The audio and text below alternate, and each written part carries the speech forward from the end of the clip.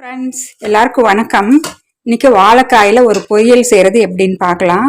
ஒரு வாழைக்காயை வாங்கி மேல் தோலை சீவிட்டு லைட்டாக மேலோட சீவிட்டு கொஞ்சம் தோலும் இருக்கணும்.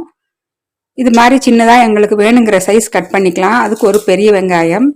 இப்போ கடாயை வச்சு எண்ணெய் ஊற்றிருக்கேன், நல்லெண்ணெய். பாருங்கள், கடுகு உளுத்தம்பருப்பு வச்சு கடுகு நல்லா வெடிக்க ஆரம்பிச்சிடுச்சு. ஒரு அரை டீஸ்பூன் சோம்பு போட்டு நீங்கள் செஞ்சு பாருங்கள், செம்ம டேஸ்ட்டாக இருக்கும். கொஞ்சம் கருவேப்பிலை இது மாதிரி கையில் 2-3 கிள்ளி போடலாம். ஒரு பெரிய வெங்காயம். ஸ்டவ்வை லோ ஃப்ளேமில் வச்சு நீங்கள் குக் பண்ணுங்கள், அடி பிடிக்காமல் இருக்கணும். வெங்காயம் நல்லா வதங்கிடுச்சு. நாங்கள் கட் பண்ணியிருக்கிற இந்த வாழைக்காயை இதில் ஆட் பண்ணிக்கலாம். ஒரு சிலர் வாழைக்காயை வேக வச்சு தண்ணியை வடித்து விட்டு செய்வாங்க.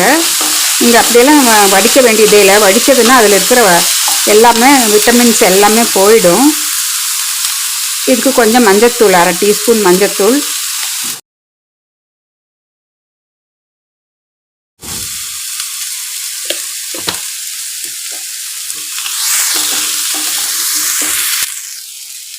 தேவையான அளவு உப்பு. இப்போ ஸ்டவ்வை நான் லோ ஃப்ளேம் பண்ணிக்கிறேன்.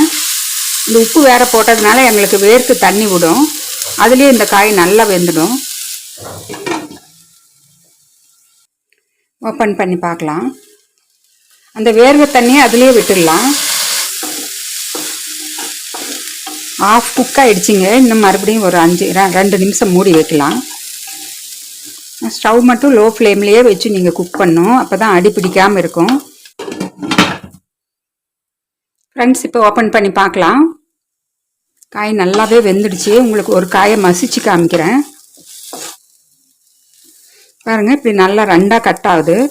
தண்ணி ஊற்றாமையே நம்ம அந்த ஸ்டீம்லேயே அந்த காய் நல்லா வெந்துடுங்க. அவ்வளோதான்.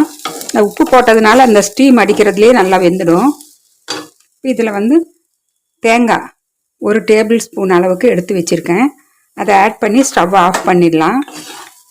அவ்வளோதாங்க, சூப்பரான சுவையான வாழைக்காய் பொரியல் ரெடி ஆகிடுச்சு. இப்போ இந்த ஃபைனல் ஸ்டேஜில் கொஞ்சமாக பெருங்காய பவுடர் நீங்கள் வாழைக்காய் கேஸ் ப்ராப்ளம் உண்டு பண்ணும். அது இல்லாமல் எல்லா பொரியலுமே நான் ஃபைனல் ஸ்டேஜில் கொஞ்சம் பெருங்காய பவுடர் ஆட் பண்ணி தான் செய்வேன். இது பெருங்காய பவுடர் ஆட் பண்ணால் அந்த ஃப்ளேவரும் ரொம்ப சூப்பர் நல்லாயிருக்கும். டேஸ்ட்டும் அருமையாக இருக்குங்க. இது மாதிரி நீங்கள்லாம் செஞ்சு சாப்பிட்டு பாருங்கள், செம்ம டேஸ்ட்டாக இருக்கும். இந்த வீடியோ பிடிச்சிருந்தா ஒரு லைக் பண்ணிவிடுங்க. மறக்காமல் ஃப்ரெண்ட்ஸ் ஃபேமிலிக்கும் ஷேர் பண்ணுங்கள். மறுபடியும் அடுத்த ஒரு இன்ட்ரெஸ்டிங்கான வீடியோவில் உங்களை சந்திக்கிறேன். பாய்